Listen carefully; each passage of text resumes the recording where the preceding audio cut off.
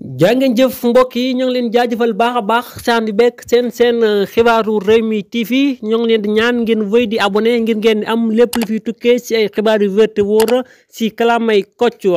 international Sénégal bii di Sadio Mané daal dina takk soxna loolu nag léegi daal di nekk lu leer nañ amatul benn sikk sàkka xam ngeen tolloog benn ay bisa ngi ñëpp doon ko lam-laame ndax Sadio Mané day takk jabar am déet ñëpp doon ko waxtaane si internet bi waaye nag léegi daal dina leer tey jii dimanche le 7 janvier 2024 si la doomu Bambali bii di Sadio Mané daal di takk soxna loolu nag mi ngi amee foofu nga xamante ni moo sa Kër Massar moom Sadio Mané nag teewul si takk boobu ya nga xamante ni doon nañ ko amal ndax dafa fekk mi amal entraînement ak équipe nationale bu Sénégal seen match bi nga xamante ni ñu ngi koy waaj amal suba si altine bi waaye tamit rawatina wàccaayu kaan bi nga xamante ni moom lañ dëgmal moo tax moom Sadio Mané teewul si biir ni amal takk boobu la sëy Sadio Mané daal dina génn si célibataire gi mu nekkoon takk na soxna niki tey jii na loolu nag amee foofu la sa